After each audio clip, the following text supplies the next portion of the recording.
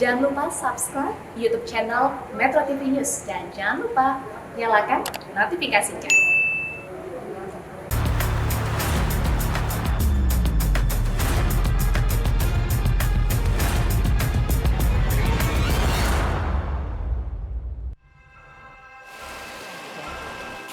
Bengawan Solo kan akhirnya menjadi toilet terbesar di Pulau Jawa. Dari hasil yang kami peroleh itu 17% itu adalah tercemar sedang, yang 83% itu tercemar berat. Kami sudah melakukan pengawasan 63 perusahaan besar. Dari 63 perusahaan besar itu ada 31 yang sudah kami berikan sanksi administratif paksaan pemerintah.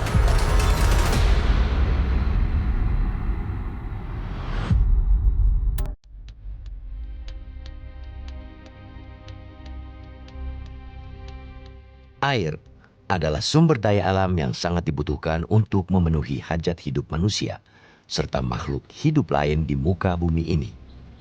Keberadaannya menjadi begitu penting dan harus terus dijaga kelestariannya demi keberlangsungan kehidupan saat ini hingga generasi mendatang.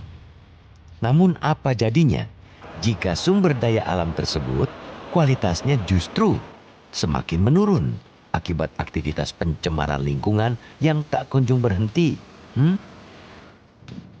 Kondisi inilah yang terjadi di sepanjang aliran Sungai Bengawan Solo beberapa waktu belakangan ini. Pemicunya, keberadaan limbah rumah tangga, limbah industri kecil maupun besar yang selama ini membuang kotoran ke muara Sungai Bengawan Solo. Mengapa pencemaran Sungai Bengawan Solo tak kunjung berhenti?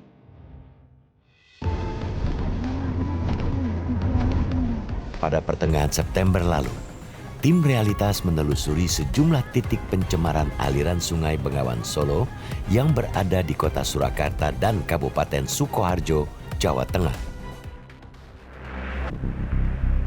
Aktivitas pencemaran bisa masih kami dapati di salah satu lokasi pertemuan antara anak Sungai Jenes dengan muara Sungai Bengawan Solo, kawasan Kelurahan Semanggi.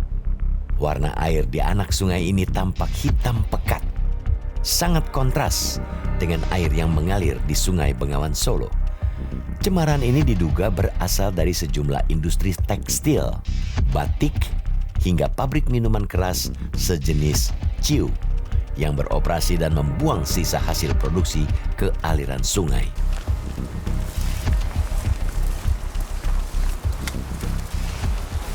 Ya dari sini kan kelihatan sekali limbah-limbah dari industri ya yang ada di kota Surakarta, di Sukoharjo, tekstil, kemudian juga limbah dari rumah tangga, kemudian juga dari ini perusahaan-perusahaan alkohol yang kemudian orang terkenalnya ngomongnya sebagai perusahaan Ciu, tapi sebenarnya itu perusahaan alkohol. Jadi di sini nih titik temu ini. Titik temunya dari Seluruh anak-anak sungai itu ini. Anak-anak sungai yang dari Solo, dari Sukoharjo ya. Ini. Itu di sini. Sebenarnya ada lagi namanya di Kadokan. Biasanya kalau tidak hujan ini semua warnanya hitam itu. Tidak hanya dari sini. Di Bengawan Solo enggak begitu, warnanya coklat, hitam. Dari Kelurahan Semanggi, Surakarta, Realitas bergerak menuju dusun Geneng Ngobakan Polokarto di Sukoharjo. Wilayah ini ditengarai sebagai salah satu titik pusat cemaran limbah. Selain Bekonang Mojolaban Sukoharjo, kawasan Polokarto juga dikenal sebagai salah satu sentra penghasil alkohol dan minuman keras jenis Ciu. Di sini, warga turun-temurun menggantungkan hidup di bisnis usaha minuman keras. Hingga saat ini, masih ada puluhan produsen alkohol dan Ciu yang beroperasi. Dari pengamatan Realitas di lokasi, terdapat sejumlah pabrik pengolahan Ciu yang dibangun tepat di atas bantaran sungai. Seperti pabrik Ciu milik keluarga Ristono. Kasat mata terlihat pembuangan limbah Ciu disalurkan langsung ke bagian badan sungai. Saluran pembuangan terhubung melalui pipa yang berada di belakang pabrik. Di lokasi ini, tampak setiap pabrik memang menyediakan tandon air berukuran 1000 liter yang katanya untuk penampungan limbah. Namun siapa juga yang bisa menjamin apakah semua limbah ciu ditampung di situ? Sebab faktanya, kami juga masih mendapati saluran pipa buangan limbah terpasang rapih menuju Sungai Samin, anak Sungai Bengawan Solo. Melalui saluran pipa-pipa yang ada di belakang saya ini, mereka biasanya langsung mengalirkan limbah sisa hasil pembuatan ciu itu ke aliran sungai yang ada di sebelah saya ini. Nah, tapi kondisi itu dilakukan ketika aliran sungai dalam kondisi besar. Nah, sejak kasus ramai diberitakan, mereka saat ini mengantisipasi pembuangan tidak langsung mereka buang ke sungai atau anak sungai Bengawan Solo ini, tapi mereka menyimpannya di salah satu drum. Persoalannya limbah ini akan diangkut oleh jasa pembuangan limbah yang dibayar oleh pemilik pabrik atau 100.000 sampai 200.000 rupiah dengan ritme pengangkutan 3 hari sekali atau 2 hari sekali. Tapi para pemilik pabrik mengaku tidak mengetahui dibuang ke lokasi mana, itu di luar dari pengetahuan para pemilik pabrik produsen ciu yang ada di Desa Ngeneng, Ngombakan, Polokarto, Kabupaten Sukoharjo.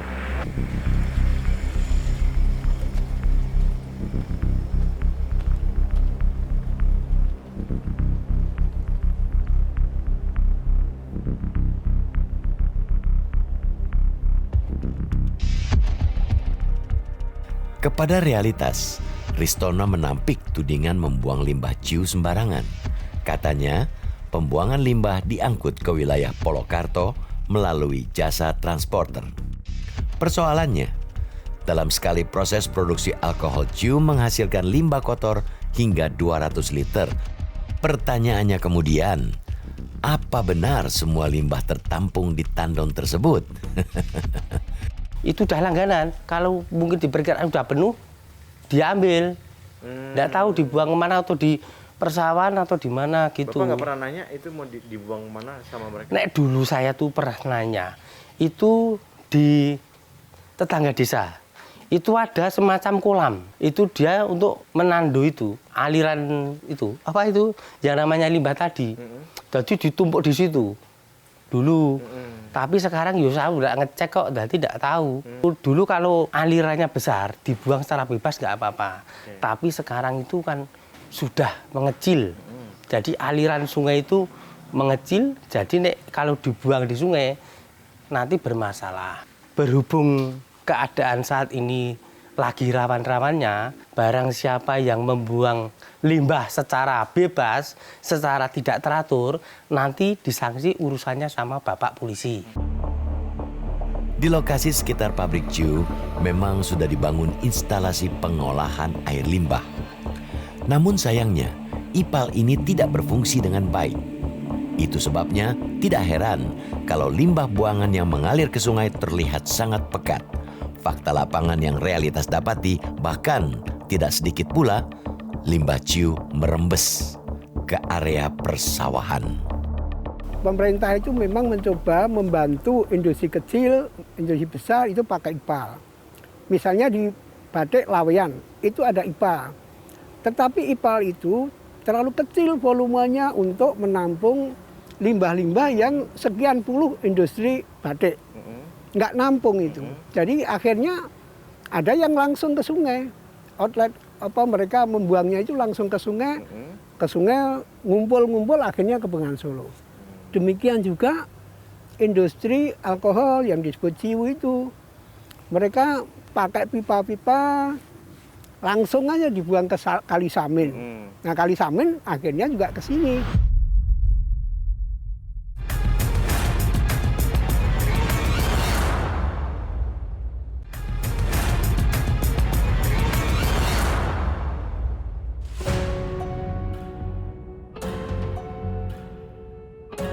Tidak hanya industri minuman keras saja yang diduga mencemari aliran sungai Bengawan Solo.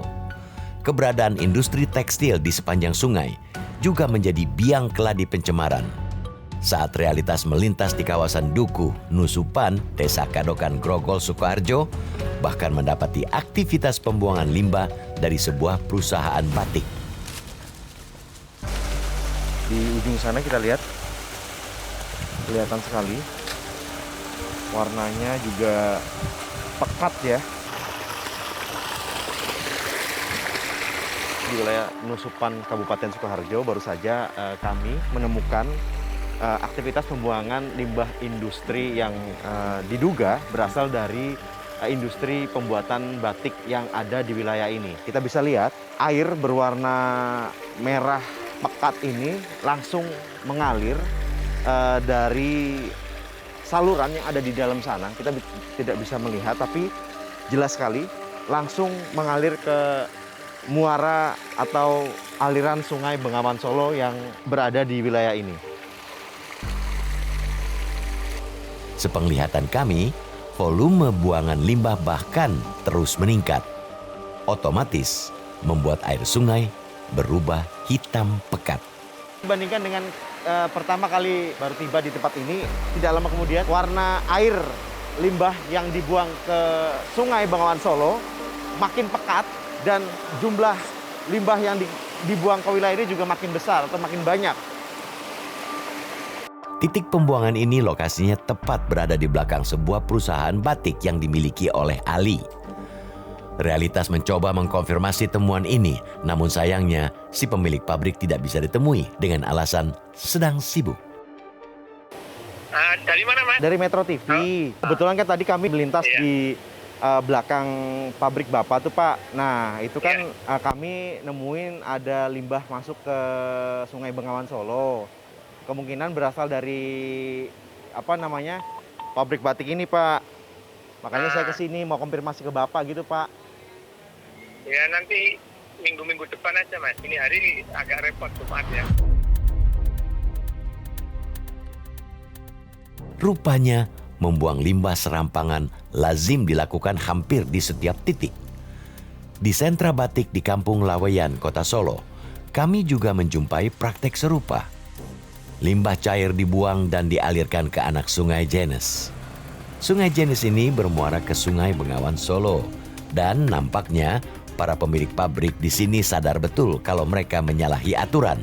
Itu sebabnya, supaya cemaran limbah tidak terlalu kentara terlihat, mereka memasang jaring berwarna hitam di sekitar lokasi titik pembuangan limbah. Di kampung sentra batik ini, memang sudah dibangun fasilitas IPAL. Sayangnya, instalasi tersebut tidak cukup menampung limbah dari puluhan industri batik yang beroperasi. Itu makanya masih ada banyak produsen batik yang cuek, membuang limbahnya ke sungai. Namun fakta itu dibantah oleh Alfa Fabela, Ketua Forum Pengembangan Kampung Batik Laweyan. Alfa tidak terima kalau industri batik Laweyan dituding sebagai salah satu sumber pencemar Sungai Bengawan Solo. Tuduhan bahwa industri batik ikut mencemari untuk dalam waktu dekat ini sebenarnya itu agak juga dipertanyakan juga ya. Karena memang produksi kami itu betul-betul dengan adanya pandemi ini, COVID ini kami juga betul-betul terpukul. Sehingga banyak juga yang perusahaan-perusahaan yang tutup, sehingga masih ada yang produksi 1-2. 1-2, tetapi bisa dikatakan itu kalau kita bandingkan dengan adanya kondisi Sungai Bengawan Solo yang begitu besar itu relatif ya, kalau sebagai sumber pencemaran saya rasa juga tidak terlalu signifikan untuk bisa dikatakan sebagai sumber pencemaran. Menurut Balai Besar Wilayah Sungai atau BBWS Bengawan Solo, kandungan baku mutu air di sepanjang sungai, mulai dari Wonogiri, Jawa Tengah hingga ke Gresik, Jawa Timur, dinyatakan masuk kategori tercemar berat. Dari 30 titik lokasi uji kualitas air yang dilakukan sejak Januari hingga April tahun ini, dinyatakan 83% tercemar berat dan 17% sisanya tercemar sedang. Celakanya, siklus pencemaran akan bertambah parah ketika memasuki musim kemarau. Sebab, di saat debit air sungai berkurang, volume racun limbah yang mengalir tetap. Dari hasil yang kami peroleh, 17% itu adalah tercemar sedang, ya. Yang 83% itu tercemar berat. Kadang-kadang kita itu tidak tahu mereka membuang airnya kapan, bisa malam hari atau apa di lain tempat seperti itu gitu. Kami tidak menuduh, tapi yang pasti kami ada datanya semua. buruknya kualitas baku mutu air Bengawan Solo dalam beberapa waktu terakhir berimbas pada layanan air minum. Perusahaan daerah air minum PDAM Surakarta bahkan terpaksa menghentikan layanannya pada awal September lalu. Tak ayal, 18.000 pelanggan di sekitaran Surakarta tidak mendapat pasokan air bersih.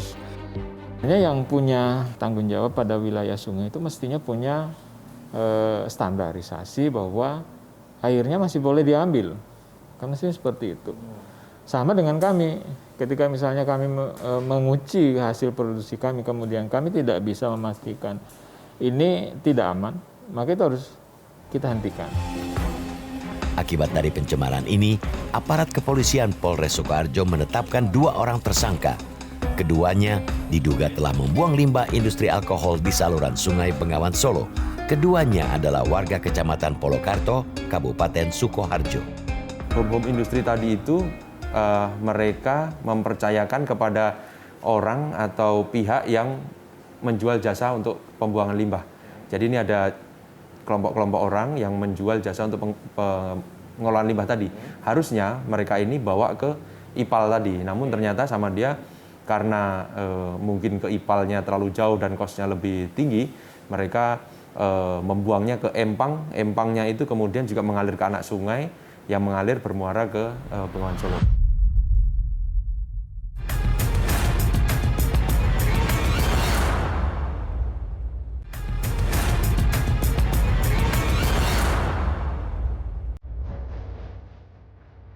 Tingginya tingkat pencemaran Sungai Bengawan Solo semakin menegaskan bahwa sungai yang syarat dengan nilai sejarah ini kondisinya sedang tidak baik-baik saja.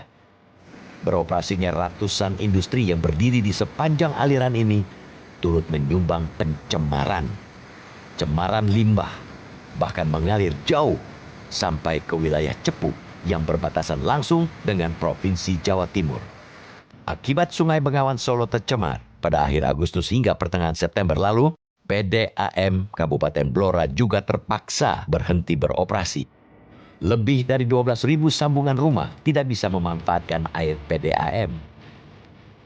Air baku Bengawan Solo yang ada di wilayah Kecamatan Cepu Kabupaten Blora ikut terdampak dengan adanya polutan itu.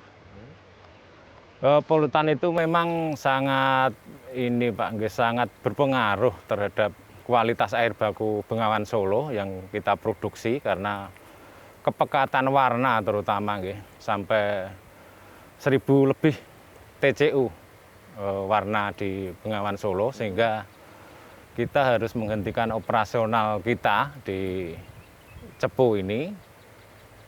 Kapasitas yang ada di Cepu ini 150 liter per detik, Pak, mengandalkan air Bengawan Solo. Ini mengaliri 5 kecamatan, mulai dari Cepu, Sambong, Njiken, Jepon, sampai ke Blora dengan jarak 37 km, Pak. Mengacu pada Peraturan Menteri Kesehatan Nomor 32 Tahun 2017, standar baku mutu warna air yang baik adalah 50 TCU. Sementara kadar warna air Bengawan Solo berada di atas angka 200 TCU. Pada 13 September lalu bahkan mencapai level pencemaran tertinggi di angka 1.100 TCU.